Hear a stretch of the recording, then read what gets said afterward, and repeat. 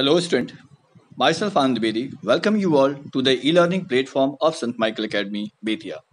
Dear students, today we are going to study the next topic of our chapter, Why Democracy. In this part, we will try to understand why it is necessary to have democracy in the nation. इस part में हम ये समझने की कोशिश करेंगे कि कैसे डेमोक्रेसी हमारे लिए आवश्यक होता है। एक बार फिर इस चैप्टर में हम देखते हैं मैडम लिंगदो के क्लास में फिर से एक डिबेट ऑर्गेनाइज होता है। ये डिबेट डेमोक्रेसी के मेरिट्स और डिमेरिट्स के ऊपर ऑर्गेनाइज किया जाता है। इस डिबेट्स को हम स्किप करते हैं। इस डिबेट्स में हमें ये जानने का मौका मिलता है कि कैसे डेमोक्रेसी नॉन डेमोक्रेटिक गवर्नमेंट से बेहतर है। इसको हम पॉइंट वाइज आगे डिस्कस करने जा रहे हैं। So first of all we see the arguments against democracy, यानी डेमोक्रेसी के अगेंस्ट में कुछ आर्गुमेंट्स दिए गए हैं। बहुत सारे लोग ऐसे होते हैं जो डेमोक्रेसी को लाइक नहीं करते, पसंद नहीं करते हैं, तो वे क्या तर्क देते हैं उसको हम समझने की कोशिश करते हैं। The first point is leaders keep changing in a democracy, this leads to instability, यानी डेमोक्रेसी में लीडर्स प्रायः बदलते रहते हैं। ये बिल्कुल बात सही है।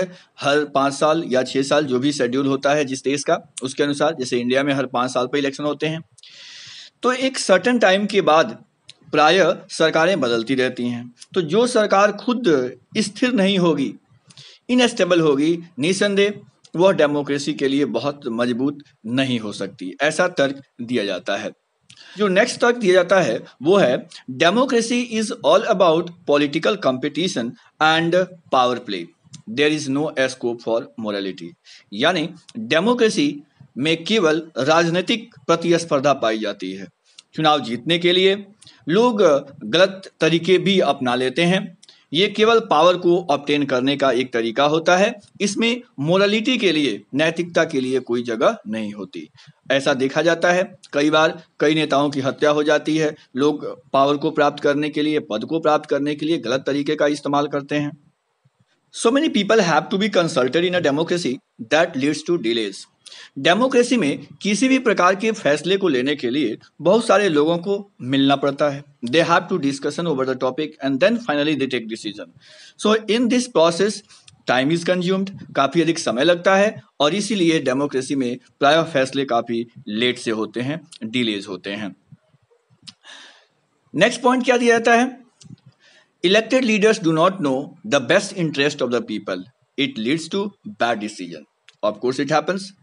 जो हमारे चुने हुए लीडर्स होते हैं, बहुत सारे उसमें ऐसे लीडर्स होते हैं जो जनता के हित के बारे में विशेष जानकारी नहीं रखते हैं। इलेक्शन लड़ने के लिए जानकारी का होना कोई विशेष शर्त नहीं है। इसलिए बहुत सारे ऐसे लीडर्स जनता के नीड के प्रति अनभिज्ञ होते हैं, लेकिन वो चुनाव जीत जाते हैं और उनके द्वारा लिए गए डिसीजंस गलत भी साबित हो जाते हैं। Democracy leads to corruptions for it is based on electoral competition.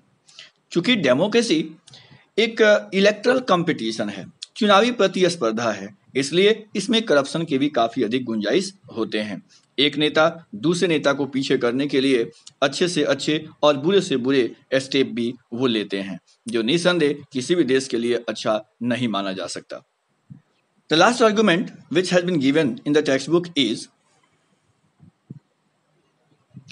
ordinary people do not know that it is good for them, they should not decide anything।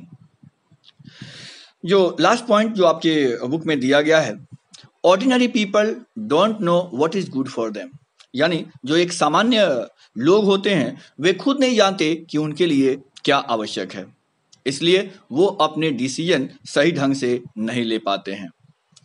तो जो लोग जिन्हें खुद नहीं पता कि उन्हें उनके लिए क्या जरूरी है, अगर उनके द्वारा डिसीजन लिए जाते हैं तो निसंदेह ऐसे फैसले को बेहतर नहीं माना जा सकता।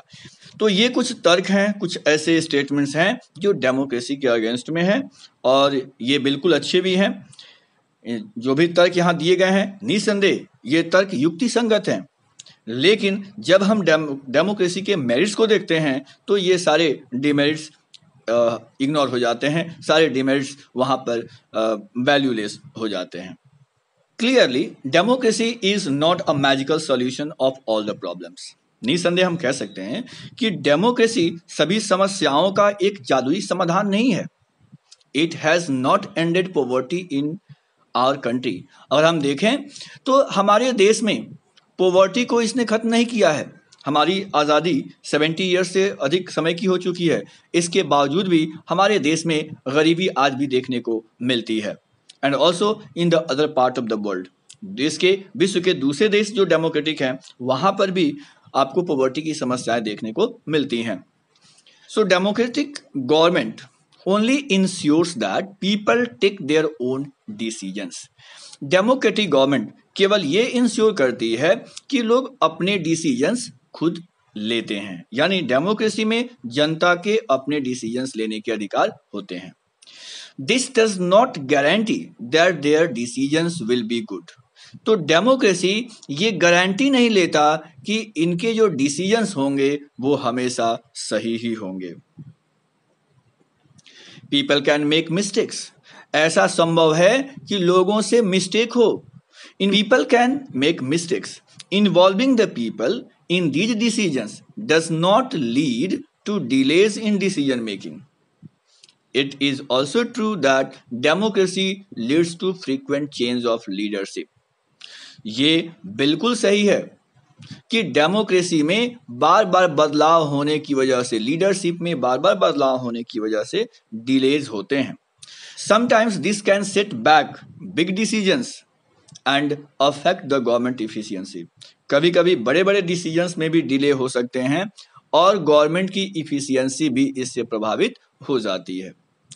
सो these arguments show that democracy of the kind we see may not be ideal form of government. तो हमने देखा कि डेमोक्रेसी हो सकता है कि आइडियल फॉर्म ऑफ गवर्नमेंट नहीं हो, but that is not a question we face in real life. लेकिन रियल लाइफ में ये वास्तव में ये प्रश्न नहीं है जिसको हम लोग फेस करते हैं।